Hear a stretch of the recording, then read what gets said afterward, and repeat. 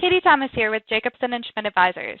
Today, I'm joined with Rich Vandenbogard and Adam Sweet from the investment team to share a few insights on the third quarter of 2020. So let's get started. As we know, people love talking about politics. Lately, a common question we are being asked is how do politics affect our investment returns? That's really no surprise. Everybody's wondering that because we have an election right around the corner and there's a lot of uncertainty. There might be changes in corporate tax rates, trade with China, the Affordable Care Act, and cutting to the chase, politics really matter little to the long-term investor.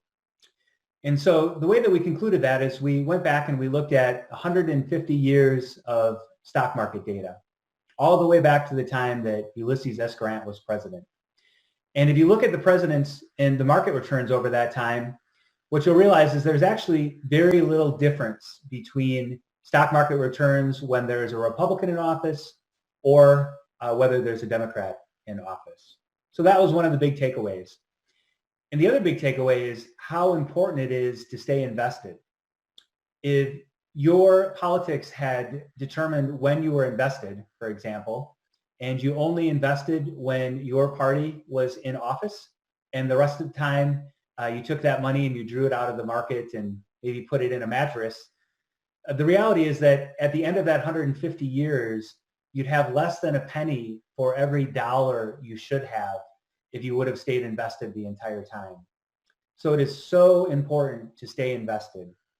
And that's why when we meet with clients, we try to review their financial plan and understand what their financial goals are, because that's really what should dictate how we're investing, not necessarily politics. So I don't think it's surprising that we would find those kind of results. I mean, if you think about, what a company or what a business is, they tend to last a little longer than, say, a 4 or an 8-year presidency or political regime. They're adaptable, they're flexible. Some might call them a little bit intelligent. I think it depends on the company, of course. But the point is they're enduring. They last, we know of companies that have been around 100 years. So again, I don't think it's that surprising necessarily that we would find those results. If politics don't matter to the long-term investor, then what changes have we made this quarter? I've been making some changes to the portfolio, and it really revolves around this idea of companies that are doing well today, on one hand, during the COVID pandemic, and companies that really need an economic recovery to start doing better. And what we've seen in the market is that first bucket, the companies doing well today, their stocks have done very well. And the companies that need that economic recovery, a lot of those stocks haven't recovered. And so we're trying to find new opportunities where we can put our clients' money to work in that second bucket, because we do believe that we can't predict the timing of a recovery, but we do think one will come. And so we did find one new holding this quarter, and I'll let Rich talk a little bit about what that is. Yeah, before I do that, I want to talk about another change we made this quarter.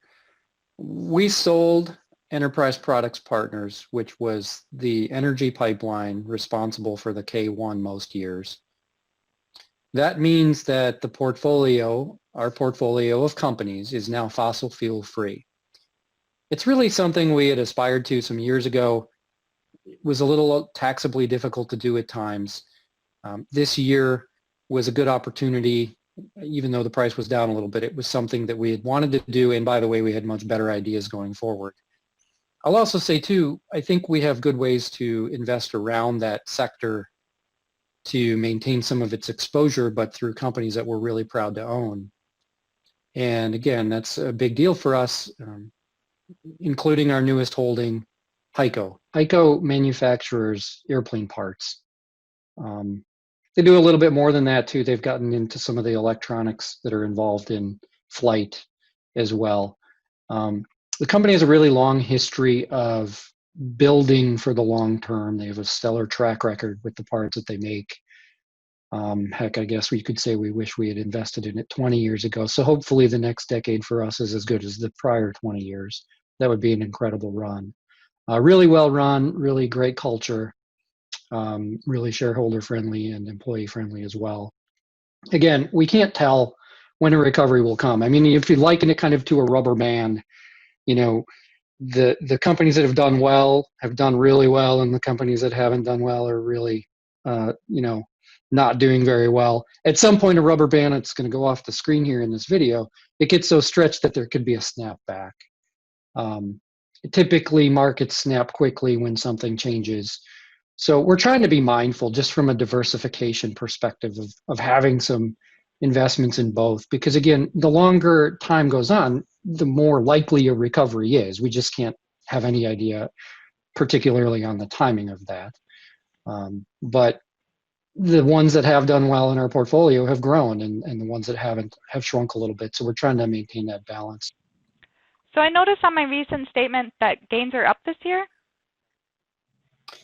Yeah, they're up a little bit compared to last year. And for some of you, you know, especially if your portfolio is bigger now than it was some years ago, you know, check your statements. We've tried to make it easier for you to find that. We put it now in our quarterly statements as well. So there's multiple ways you can find that information, either online through Fidelity or us, or on your statements. You know, they all should have the same information. So we're trying to highlight that for everybody this year to check it. And if you need to make adjustments to your taxes that you're paying, please do. If you have any questions, let us know. If you're wondering why gains are up, I'll give you 2 points. The first one is you have to go back to February, and I know that feels like a different world because in some ways it was. But one of our holdings, our data center company Interaction, sold itself, and that did trigger a gain if it was held in a taxable account. Again, we're only talking about taxable accounts, not retirement accounts. So we had held out with Interaction. We really liked the business. We thought maybe a different transaction might occur, but in the end, the transaction did happen, and that's responsible for a little over half of the gains at the entire company this year. So that's a big one, but we're happy about it. I mean, we collectively earned 30% a year for over 4 years and tripled our money, a little bit better. So that's partly the goal when we do this. The second thing is we do get some rebalance activity that comes around. You know, if a portfolio, or if your portfolio gets a little bit out of tolerance every once in a while, we'll have to do it. And then I know I said I was going to do 2, but I'll throw in a third because the third one does matter. Some of these changes that we're making to try to build out that balance that we talked about between the haves and the have-nots is driving a little bit of the activity as well.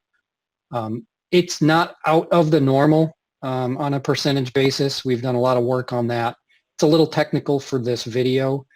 We do have a write-up of it in our letter, so please click through on that if you're interested. The short story there is just going back and analyzing our own selves and our portfolios and our strategy. How are we doing? And I think the answer there is heck, we're even doing a little stronger than we thought we were on the tax management side. So we're going to continue to try to implement everything we can. We're very mindful of gains, but sometimes they're necessary and sometimes they're good. Thanks for taking time to watch the video today, and we appreciate your continued confidence and trust in the team here at Jacobson & Schmidt Advisors.